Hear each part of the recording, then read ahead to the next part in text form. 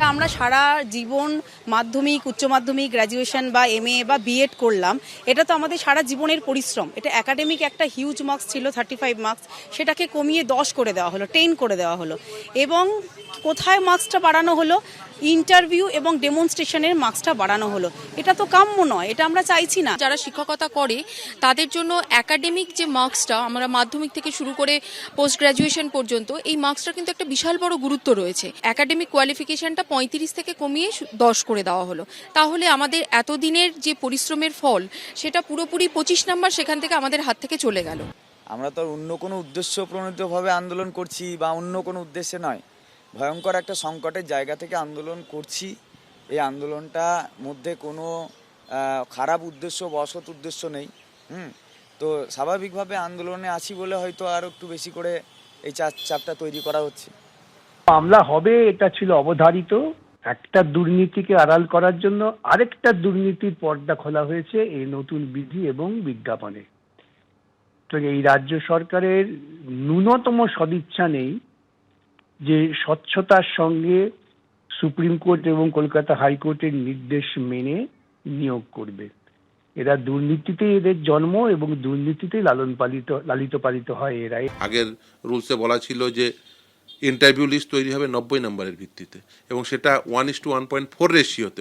বর্তমানে interview list তৈরি হবে 70 নম্বরের ভিত্তিতে, সেটা 1:1.6 রেশিওতে।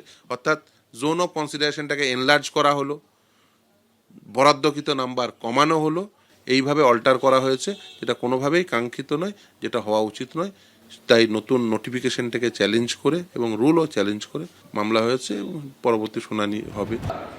এসএসসি নিয়ে রাজ্য সরকারের এখনো পর্যন্ত যা অবস্থান, সেই অবস্থান অত্যন্ত ঘোলাটে এবং বিষয়টিকে আরও দিন দিন কমপ্লিকেশন করা, অর্থাৎ কমপ্লিকেটেড করে দেওয়া, সেই চেষ্টা রাজ্য সরকারের তরফে হচ্ছে। প্রথমত, আপনি যদি অযোগ্যদেরকে মাসিক ভাতা দেওয়ার ব্যবস্থা করেন, তাহলে যে 22 লক্ষ ছেলে মেয়ে ফর্ম ফিল আপ করেছিল, তা যারা পরীক্ষা দিয়ে চান্স পায়নি ধরা হচ্ছে, আর যারা অযোগ্য, যাদেরকে কোর্টের ভাষায় টেম্পটেড বলা হয়েছে, তাদের মধ্যে তো আইনত কোনো পার্থক্য নেই।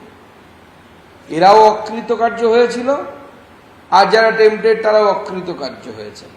তো অকৃতকার্যদেরকে যদি দিতেই হয়, তাহলে তো 22 লক্ষ লোক টাকা পাওয়ার উপযুক্ত। এই বিষয় যেমন আছে, প্লাস নতুন যে নিয়ম করা হয়েছে, সেই নিয়মে 10 নম্বর 10 মার্কস অভিজ্ঞতার জন্য দেয়া হয়েছে। অথচ কোর্টের যে রায়, সেই কোর্টের রায়ে নতুন করে নিয়ম কানুন তৈরি করার কোনো কথা কিন্তু কোর্ট বলেননি। অতএব পুরো বিষয়টি আমার মনে হয় এসএসসি এবং রাজ্য সরকার আবার চ্যালেঞ্জের মুখে পড়তে চলেছে কোর্টের সামনে।